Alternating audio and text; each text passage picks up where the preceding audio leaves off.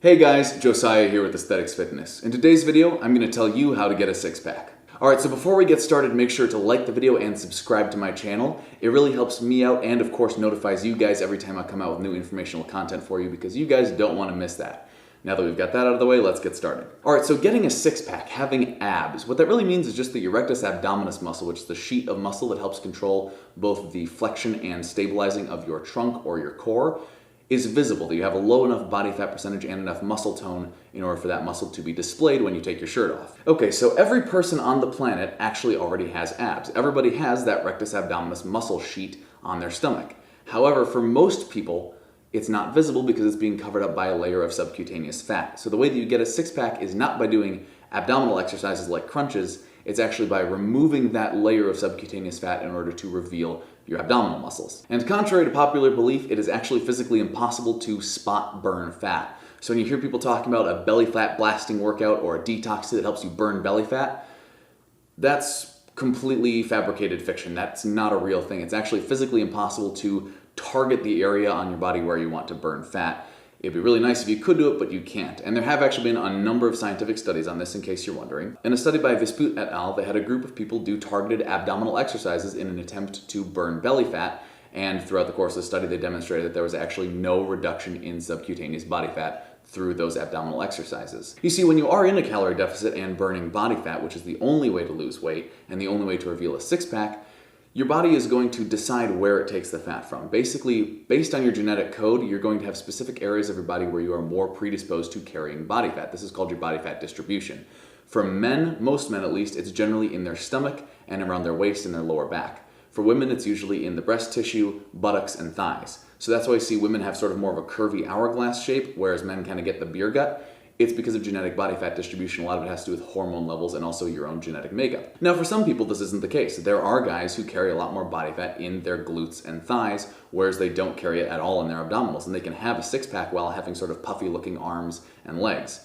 It's rare, but it does occasionally happen. And no matter what anyone tells you, there is no way to change this short of altering your hormonal profile. So sometimes if people do start taking exogenous hormones, it's theoretically possible to change their body fat distribution, but again, still not possible to spot burn fat no matter what kind of workout or supplements you're taking. So if you really want to reveal that six-pack, the key is to diet down to a low enough body fat percentage. And for most people, given the average body fat distribution, for men, that's going to be around 10% body fat. That's when your abs are going to start really showing development and you're going to be able to see sort of the lines separating the individual insertions of your rectus abdominis muscle. And something I'd really like to point out is that not everyone actually has a six-pack when it comes to their rectus abdominis. It's one large sheet of muscle, and the divisions in it are actually entirely based on genetics. You'll see some people where they have it divided into 4 segments, 5, 6, some people get 8.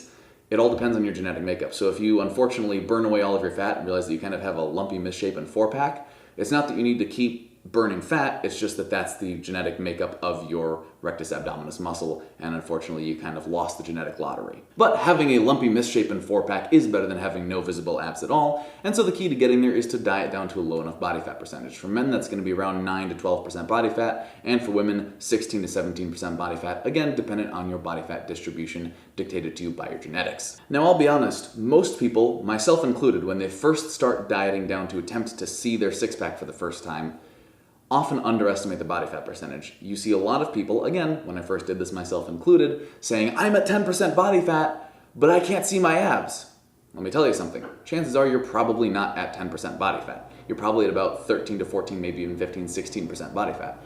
The reason is you're going to start seeing some vascularity in your arms and more definition in your chest, and you're going to really feel yourself leaning down, but your abs still won't be visible because, again, if you genetically hold more body fat in your stomach region, it won't be visible yet until you really reach that 10% mark. So if you're noticing yourself getting leaner, but still aren't seeing your abs, chances are you're still not down to 10% yet, so you just gotta keep going. However, for some people, if you are just starting training and you're what's called skinny fat, where basically you have almost no muscle mass, but a high percentage of body fat, even if you do diet down to about 10% body fat, your abs may not be quite visible. And in your case, if you're noticing you're kind of looking like you're wasting away, you're going to want to start to add muscle mass to your frame first, build up your lean body mass, and then try to cut away the fat in order to reveal your abdominal muscles. Another common misconception, a myth, if you will, that I want to dispel is that you need to do cardio to see your abs. And that's actually not true. All that cardio is really useful for in the case of trying to see your six-pack is that it burns calories. So if you are having trouble staying in a calorie deficit, doing additional cardio can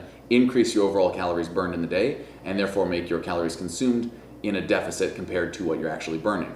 So if you're already in a calorie deficit with your nutrition and your regular weight training, you don't technically need to do cardio. It's great for you, it builds up your cardiovascular endurance and is good for your health, but it's not strictly necessary. You can, and in fact I did when I first started cutting down, you can absolutely get a full-on sharp six-pack without doing any cardio whatsoever. It's not strictly necessary as long as you are in that calorie deficit. However, if you're a person who likes to eat a little more, some strategically placed cardio can definitely be helpful in getting you there. So there really is no secret to getting a six-pack. It's just a matter of science, like most things in life, which is get yourself in a calorie deficit, continue burning calories and lowering your body fat percentage until you reach a spot where you can see your abs. And at that point, if you want to highlight them more and gain additional core strength, there are some core and ab exercises that are really useful for that. So they've actually done EMG studies showing what the most effective exercises are for your upper abdominals, lower abdominals, and your obliques, which are the muscles basically to the sides of your abs.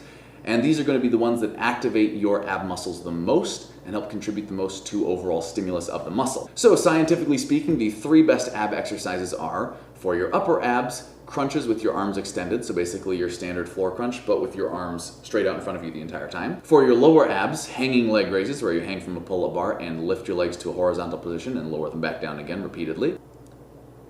And for your obliques, it'll be side bends, so where you grab a dumbbell in one hand, hang it at your side, and use the other side of your abs to pull yourself back up to standing after you bend down to that side. So with those 3 exercises, after you are at a low enough body fat percentage, you will see great development in your abs and core strength as a whole. Alright guys, that's it for today's video. Thank you so much for watching as always. Leave a like down below if you enjoyed the video and found it informative. Comment down below with your suggestions for topics for me to cover in future videos. And of course, subscribe to this channel because I have new content coming out every Monday and Friday to help you train smarter and look better.